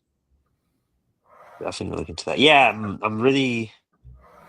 Things are starting to balance out more where I'm gonna have more bandwidth with Apollo and I get to write, and also like I'm not gonna stop drawing. I really love it. So anything to get a little better. Yep. I should probably go back to figure drawing because I did it for like a while, and then I stopped like a year and a half ago. But I have yeah, a friend every that Wednesday was fun. his job does it where he works in New York. I'll send you a link for it too, because when I was visiting, he was like, "Yeah, you could come check it out if you guys are free." But didn't get to. Ooh. So it turns out drawing like really tiny is kind of hard. Like pretty hard. Yeah, taking that's me why a a lot while. of really tiny panels are like really simple and like much more symbolic and graphic than like, you know, big spreads. You know who's mad detailed and like draws they have to be drawing small because they have 8 panels a page. For every page is David Lapham from Stray Bullets. Oh wow, Yeah. yeah. I was just reading that yesterday and I'm like, man, he packs so much detail into every panel, but it's like it's the 8 panel grid, and like he's inking with a brush or a marker or something, and like you can still tell what's going on. It's pretty amazing. And I'm like, there's no way I could draw that small. He has to be drawing like 3 times up instead of twice up. Yeah, there's Danny Warren Johnson's really good at doing small panels very well. And so is Dave Baker. They both will just suddenly do like a 13 panel page, or Dave does crazy shit and does like, you know, like a 20 panel page or something like that and pulls it off. But like, what are you gotta hit 'em inking up. with at that point? It's like, I know Dave uses a pencil. Tweezers. Yeah, Dave tweezers. hurt his hand, so he just stopped inking his books. He's like, I don't want to draw my books twice. oh man, I'm just gonna pencil it because that's the only way I can produce fast enough and not hurt my hand. yeah. Damn. So he just uses a mechanical pencil. Danny Warren Johnson, I think if he's doing like a small figure, he's using a micron. Yeah, I've been seeing that Frank Quitely doesn't ink anymore. He just goes straight into really? pencils. He just goes from pencils into color, which is crazy. I kind of love it, man. I think that like it's super smart because now with like the editing features of technology, right? Yeah, like, you don't really need to. No, you can just, and then pencil, you can throw in gray and like tones so well that it's like it's kind of hard to do that with ink. but you know, there are exceptions, right? Like you can't get like a brush stroke with a pencil, as far as I'm aware. For sure. Yeah. Unless you're using liquid graphite, but then like that defeats the whole purpose. Or even like if you use like a grease pen, you could kind of get close. Yeah. But still, it's no. I mean, there's things that like inking wise, in the kind of traditional sense that you can only do with that. I don't know. I think it's also just a matter of taste. There's so much variety in like how to make comics and stuff, and like I've been reading a lot of watercolor books lately that I'm just like, oh man, this is gorgeous. And I stop and think about like, why don't I do that? I'm like, because like I like the way I draw. And I think that having the big chunky lines that I do and stuff like that, if I were to try and have like really finessed, color and the nuances of a watercolor book, so much would be lost, and it'd be like, the hell is the point of this? So I think that you just kind of got to like figure out what works best for you and just lean into it. Not to say that you can't experiment and try new shit, but sometimes you find I could never master like, watercolor. I think it depends on what you're trying to do with watercolor. Like, if I'm using watercolor, I'm using it to get like a lot of like texture and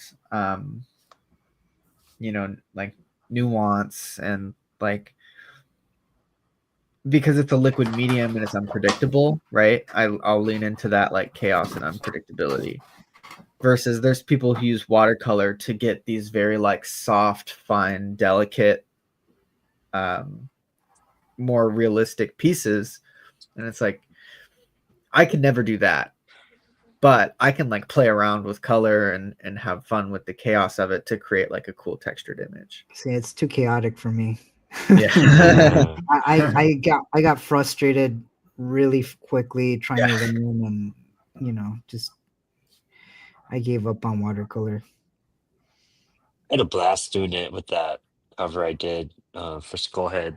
Charlie, don't destroy that. Thank you. And I think I want to definitely try it again. I think I need like actual watercolor people to really have fun, though. Yeah, I mean that's a big help for sure. I was doing it like on Blue Line, and I was like, "This is crazy," but it worked. It worked really well. So. Yeah, I mean, who knows? Like, I might end up painting something this next year in the fall. I'm going to be teaching like an advanced painting class, and I haven't taught painting in a while. So inevitably, whatever I'm teaching ends up kind of like making its way into what I'm doing. And so, who knows? Maybe there'll be a painted comic, but we will see. Have you seen the painted cover that I did for Family Man, Jade? I don't think I mean, I've seen the cover, like the image of it online, but I don't think I've seen like the painting specifically. Yeah. Oh yeah. Yeah, so good. That's awesome. What nice. What were you using? This is acrylic. Nice. Sick. That's amazing, man. Dope. Yeah, I was like, I did a painting of a blueberry plant, like last year, and I really enjoyed it. And I was like, I should at least do one painted cover for a book at some point, just to have it, Totally. Yeah, that's maybe a good idea. Is instead of like, I immediately am like, oh, I got to figure out how to paint sequentials. It's like I could do like a cover. Yeah, that's true too. Yeah. For this book that I'm actually like ideating on now, I was talking about like doing the entire book in black and white, and then having these like spreads that are fully painted. That'd be rad. But then I thought about it like logistics wise for money, and I was like, do I really want to like pay full price, like full color price for a 90% black and white book? Oh yeah, just to have the yeah. the color. Yeah.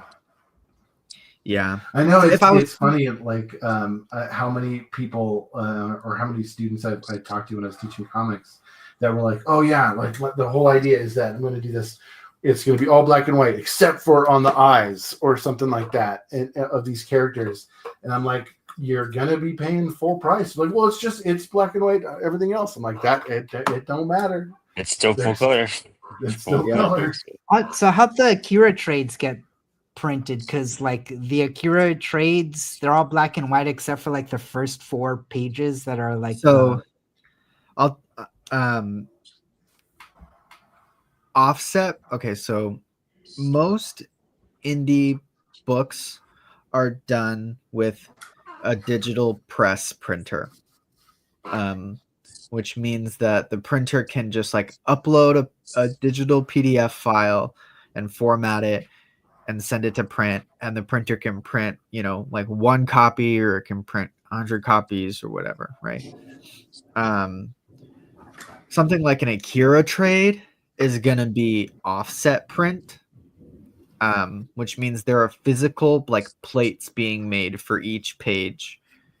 They're like these huge metal blocks that get etched onto, and then that's what prints the colors. And then there's like the 4 colors. CMYK.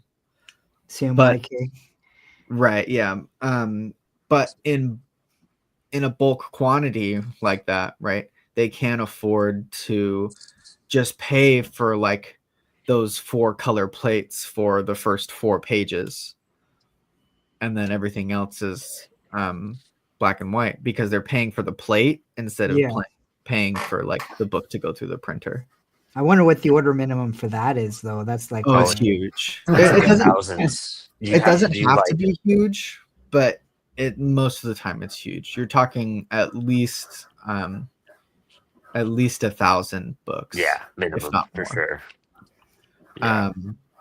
And good luck finding a printer. We've talked to a few like offsets for like some people who do big runs and partnerships, but like that it's hard sometimes to have like quality control with some of that stuff. And so so you're probably gonna pay like $250 for a proof of your book. Damn. Because the biggest expense with offset is getting those plates printed. Yep. And then after that, it's cheap as hell. Yeah. I was actually, actually it's smart if you're doing huge runs. Like it really is like worth it. But yeah, there's an old offset press that's sitting at the local newspaper near me, and I was gonna buy it off of them, but I just don't have like the time or the money or the expertise to like figure out how it works, and then if it breaks, like getting parts and stuff and repairing it. Like if I had like a permanent home and like a bunch of spare change, like sure, like that's like buying a junked car and working on it, Yeah. It's a fun project, but in the reality of it is like that thing's just gonna be sitting rotting for who knows how long. Oof. There's a not too distant chance that I lose power, y'all. The crazy intense storm just ran through. So if I dip accidentally, it was a pleasure. But but I'll stay on as long as I can. It's probably going to get really loud. Oh, really? That crazy of a storm? I don't know if you can hear it. It was like hailing.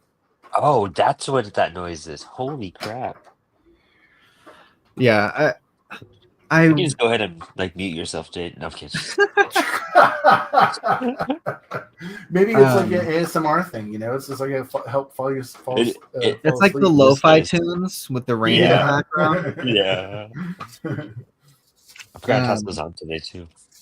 Yeah, I'm a huge print nerd, so like a lot of like physical technical print questions I can answer. I can't answer everything, but my first like 6 months, 8 months at CWS, everything that came my way, I was like, Max, what does this mean? Max, what is that? You're just teaching me everything. And what I really, really wish is that Rizzo printing was just more accessible. Goddamn. I hear you. I actually we have one in our department, and it fucking broke. And this semester, as I'm teaching comics, and I had all this plan of using it, and then it broke at the beginning of the fucking semester, and it was like, you're kidding me? Yeah. The office supply store that I work for is a licensed Rizzo dealer. Wow. And so I went and asked, I was like, how much would it cost for one of these? And I found out, and I was like, damn, like if I could get like some sort of like For go to the racing art, machine? Damn. yeah, and like I was gonna like go talk to the arts council and see if like we could get funding for that or like some sort of grant or whatever.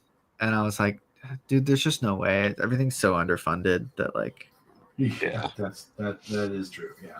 yeah. But the Rizzo machines are just so freaking cool and so cost effective and like it's just perfect for what we want to do, you know.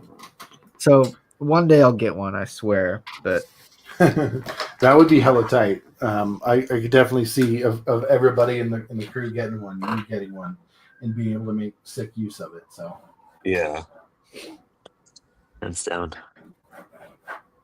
Are they making new Rizzo machines, or is it like they Just- actually are, but they're not the same. So like the Rizzo machines that we're talking about are called duplicators because you have like a master copy and then it essentially creates kind of like a screen for it and then pushes the color through, right?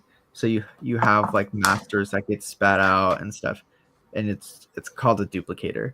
The new ones are more like regular copiers, but they're like really highly advanced inkjet copiers, essentially. And you don't get all the like cool custom colors that come with like the old duplicators and stuff. yeah, that's kind of the problem is you want those fluorescent pinks because a typical digital printer can't do hot pink or fluorescence and stuff, and that's kind of the cool part because it's almost like the same thing as like screen printing ink, where it's just like really you can get some outrageous colors with, and just being able to do stuff off of like a digital printer, it's just like you're not going to get that kind of like vibrancy that you can with a Rizzo, which is like one of the reasons why it's so cool. Yeah. I mean, there's a billion fucking reasons why risographs are awesome, but I think that the colors you can get is definitely one of the biggest for me. Yeah, I should go pull out a bunch of my Rizzo books. I drew some pages for a risograph anthology, and I pretty much had to figure out how to separate everything correctly. And it's currently in production, or it's going to be in production soon, but I have no idea how it's gonna print out. But a shout out to Stoop Shop Comics, because I think they're the ones that were putting this anthology together, and I'm sure it's a lot of work. But yeah, it's like I'm just kind of waiting to see if how I separated everything gets interpreted correctly once it's printed, right? So I'm kind of nervous about that. Just because like you do your best to do pre-production, but I'm not the one sending it to print. Sure. Yeah. So we'll see. It's technically my first time having my art Rizzo printed, and I think I only did 2 colors, and That's still really cool though, to even have your work Rizzo printed. Yeah, exactly. It's sick. So we'll see. Because I've seen people do like 6 colors, man, and it's like beautiful printing, and they're selling their prints for like $50, $100. You know what? I have a Rizzo printed book right next to me.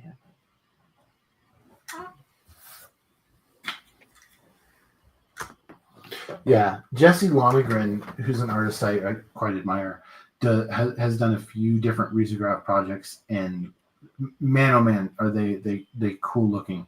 And he's somebody that uses a couple of colors, but he does a lot of like you'll do a lot of halftone stuff and overlapping tone to kind of build color. And so most of his books are like two complementary tones, and then he makes the book out of that and overlays them on top of each other in really strategic ways to kind of like create that fullness of tone. And they're so cool. Yeah, they're totally rad.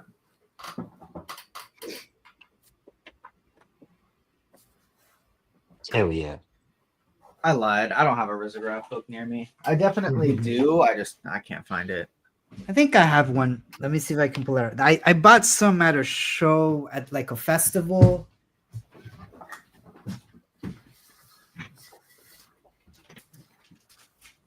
Thought I had some. I got these at a festival. I think in Jersey City. Oh wow, it's like 2 colors, and it's got that like neon, like neon orange look. But I think this is Softy Time Studio. Shout out. But yeah, it's like stuff that I like to give a shot. Like, and we'll see how this book I worked on prints. But yeah, it's good stuff. Yeah, I wish it was more accessible. You know, I think there are Rizzo printers who will do comic books and stuff, but it's a lot of like back and forth and figuring that stuff out. And you know, I'd rather just go use a machine and learn how to use it and figure it out. Yeah, and then assemble the books myself, you know.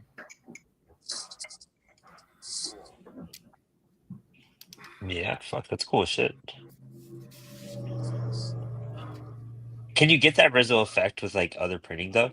Like yeah, I mean, you could could probably just kind of like fib it and make it kind of look the same thing, you know. But in order to get it to print exactly like that, not quite. That's kind of what makes Rizzo so special. Yeah, it's getting that neon color, because I think the neons are like specific Pantone or spot colors that you can't get with CMYK.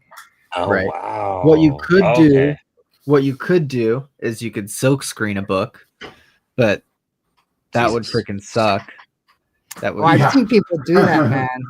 Yeah, I know people have silk screened comics. That's insane. But then you know, to make your money back, you sell it for like $50. Yeah, you gotta make it expensive. I think for like maybe like some sort of like complicated like mini comic or something that's like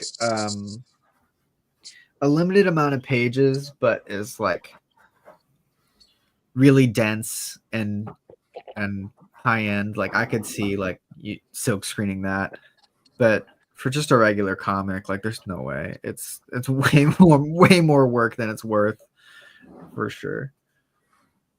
Yeah, it's like it's more of an art object at that point if you're silk screening it. It's like an art object more so than like a mass produced comic for everybody. Yeah, totally. Right. Shout out to one of my students for her final project for my comics class. She made this comic and she silk screened her pages onto fabric and then made it as a quilt. And so she quilted a comic and it was fucking so cool. I could see like doing silk screen covers. I did that in college. I did a mini comic, hand stapled, and then somebody's like, "You want a silk screen like the cover? Like I can sneak you into the silk screen lab." And that was a learning experience because like the registration was off. Like I'd never done it before, and we did like 50 prints. Oh man, I don't even know where that is. It probably got tossed somewhere. Me and Milo are doing a giant poster project right now. We're doing a 200 run poster, and they're 16 by 20. Well, that's a good size. Yeah, it's pretty big. It's actually like the maximum that our screens can do, without getting the giant screens. But we're gonna try that out, and then I've got Family Man shirts up next, and with those Apollo City shirts. Yeah. So those are going to be coming out soon-ish. Don't quote me on that. So hyped about those. The merch for Apollo like skyrocketed this year. I'm so happy for that. You know, I could do those Apollo shirts. I could do a few of them in fluorescent pink. I'd be sick. I'd be so Yeah. sick. Lex would love that too. So yeah, instant.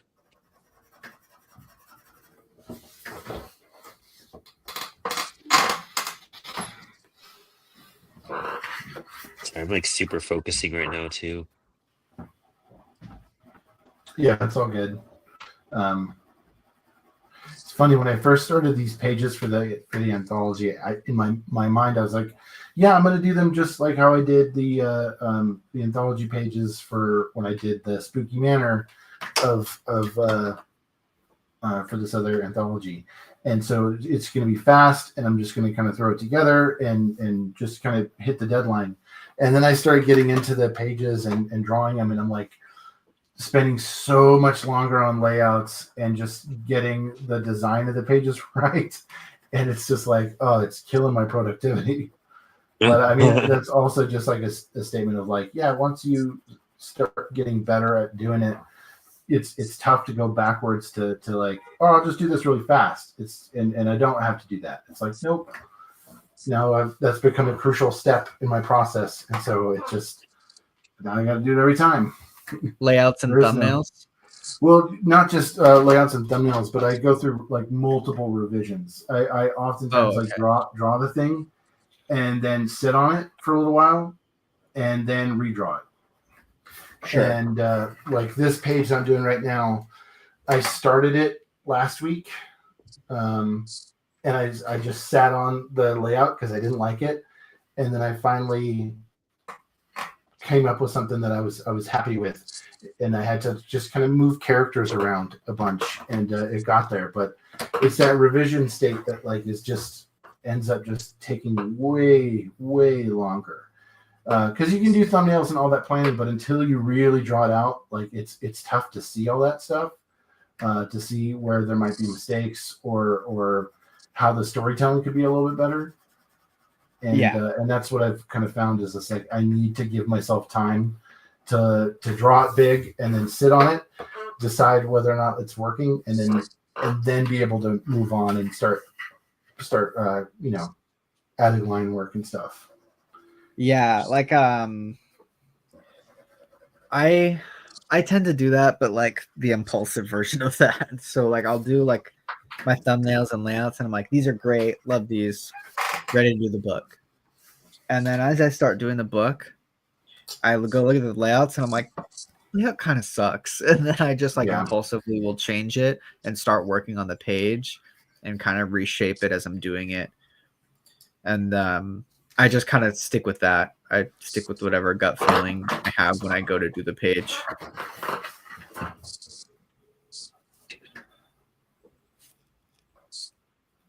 It's like not getting this line right. It's pissing me off. It's like just slightly crooked every time I do it, and I'm like, damn it. There we go. Yeah, it's crazy like doing this more now, like finding a process and a way to do things. So I'm happy the way it turns out. Like it's definitely made everything longer. Like, and I'm like, you know what? That sucks, but at least it's looking better. So that's a pro.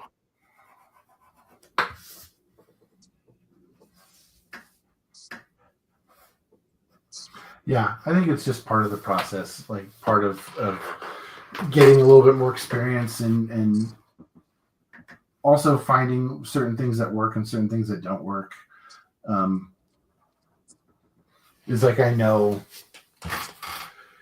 if I don't give myself that time to kind of stew, like I'll do a page as like kind of first thought, best thought, and it's just like, yeah, it's not always the best thought. Because I'm not necessarily always thinking ahead to the next page or how it's going to flow into something else. Well, do you work from script or no? Yeah. I always write myself a script, just so that I have something to go off of. Yeah, Jade sent me a script this week, and I just trashed it. Like every single sentence, I was just like, "This is pure nonsense." I rewrote it for him, and I was like, "Yeah, great. Just stick to what I did." Didn't even notice. Didn't even notice. I was like, "Fuck! I should just drew it myself too." I guess you know.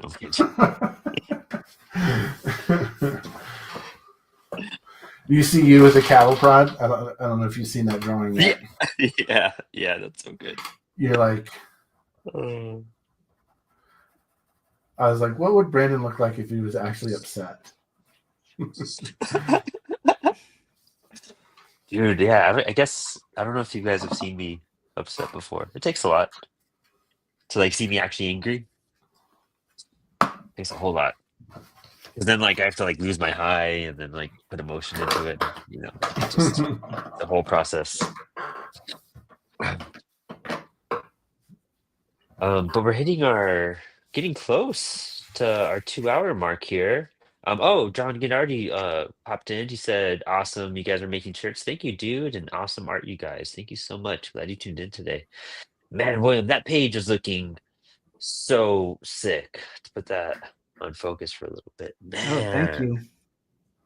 wow, what a It's coming shot. along. Oh, So that's what are you awesome. using to ink that right now?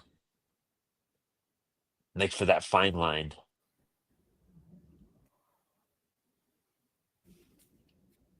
Oh, I think he froze for a second. I do think he froze. Right when we got to him too. I'll pop in right now. It always happens, man. I need like a Did you really guys get good cut like off? fine liner. Oh, there you are. There you are. We got you back. Maybe. Your screen's not moving yet though. Oh, you're coming back slow. There we go. I think we got William back. Maybe Nope. not. We'll find out. No. I need a really good fine liner. That's what I got to look into. Is just a nice fine liner. I can't help you there. Do you have any recommendations, Jade? I mean, I'm a big Micron guy. I used to use rapidographs a lot, but the upkeep of rapidographs and to keep a good flow in the pen, like there's so much care you have to give to those pens that I kind of like have set those to the side. So now I'm just kind of like using Micron for expediency's sake. But oftentimes I do most of my line work with brush pens. These specific ones, these zebra brush pens, and I just have 3 different sizes. Well, that's all they kind of make. And the smallest size, this kind of like blue. I don't know. It's all in Japanese, so I don't know exactly what it says on here. But this pen is awesome, and is most of the time any kind of like small line work. That's what I'm using. That's dope. Do you care about like using archival tools or not? Yeah, really? so I try to make sure that for the most part everything is permanent ink. I think Micron is maybe the one that's like not great. I think microns are actually the best. Oh, they say, right? yeah, they say they're archival. Yeah, I never really paid attention. But it like the zebras definitely are. They take a while to dry, but once they're dry, they're rock solid. Huh. That's cool. I have some old microns. I've been trying to break them out and use them a bit more. I used them today actually. I'm probably gonna have to use them because I'm doing these tiny lightsabers. So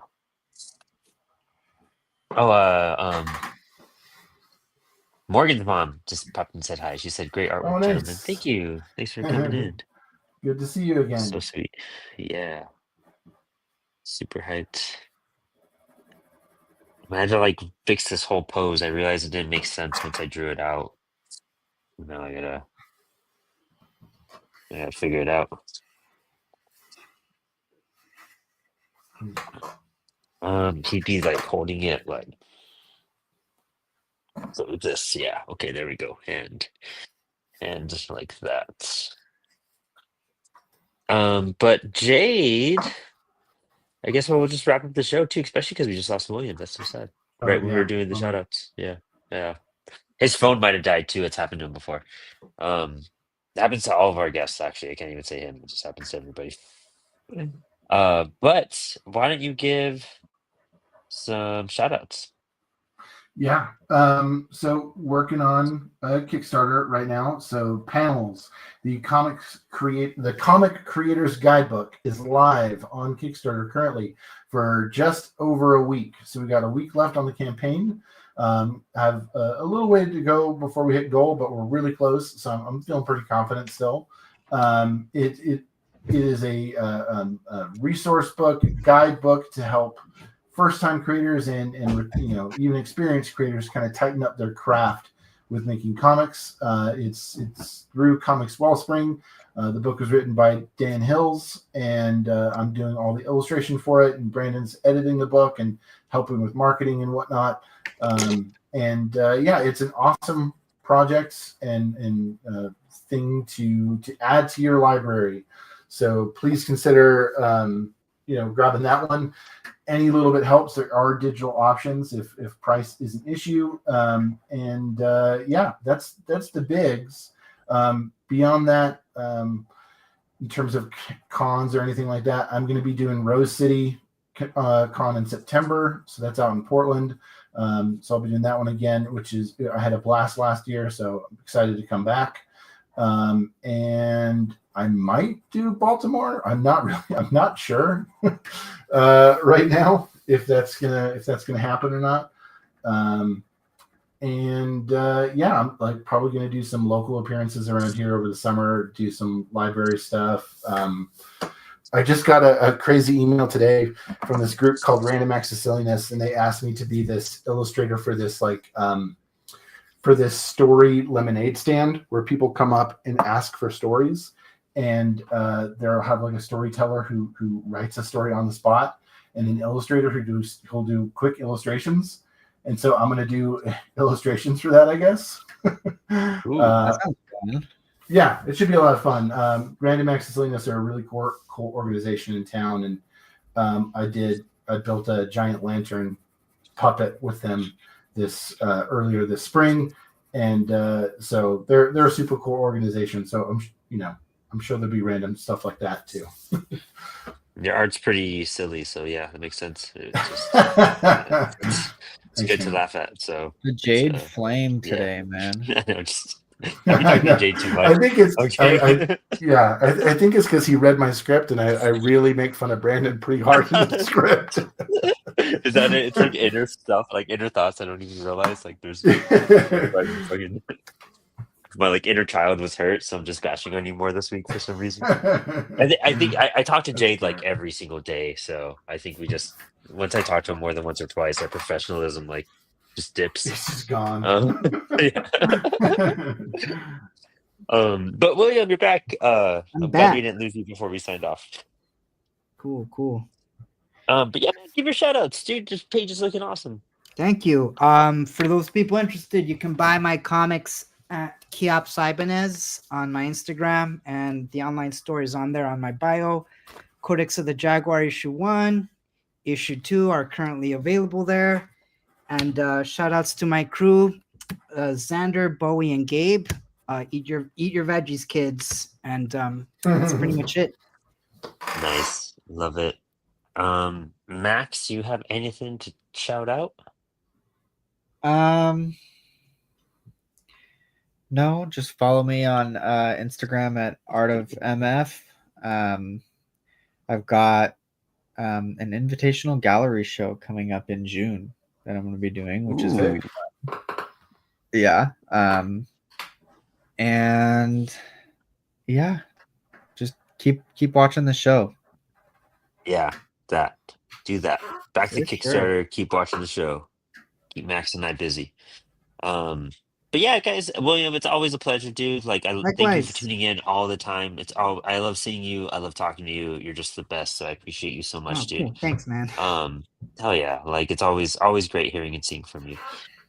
So everyone, thank you guys so much. Please back panels. We are so close. We are literally like, we just need like 5, 6 more backers. So be one of those, and all these cool future digital downloads. We're gonna really take care of everybody who backs this Kickstarter. I'm so hyped. And also, shout out, thanks to Chris for tuning in and hanging out. He was a great guest tonight. So, to anyone popping in, check out the beginning of the episode, hear all about Crit and everything Chris does. Um, but yeah, and of course, check out Apollo City Comics. We have the website is going to be updated soon with all this new stuff. We got to touch it up, but we have new books out. We have new things we're going to be selling. We're prepping for Positive Force DC and the National Cannabis Festival in DC, and I'm doing a library event this weekend, and we'll be doing workshops with the library soon, and all sorts of cool stuff. So keep up with us. We have so many new announcements. You guys will be hit with so many new books this year.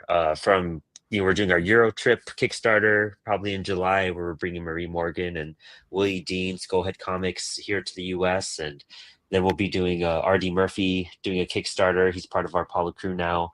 And then we have a new member that we're going to be announcing very soon as well. So super hyped. But yeah, that's about it. Thanks for tuning in. Thanks for drawing and making some comics and art. I'll send a picture. I gotta post what I do on the show way more often. But I'm working through these tiny panels, and I'll be hopefully finishing this thing tomorrow. But yeah, thanks for hanging. Cool. Awesome. Later, Thanks, guys. y'all. Good one. Later. See ya.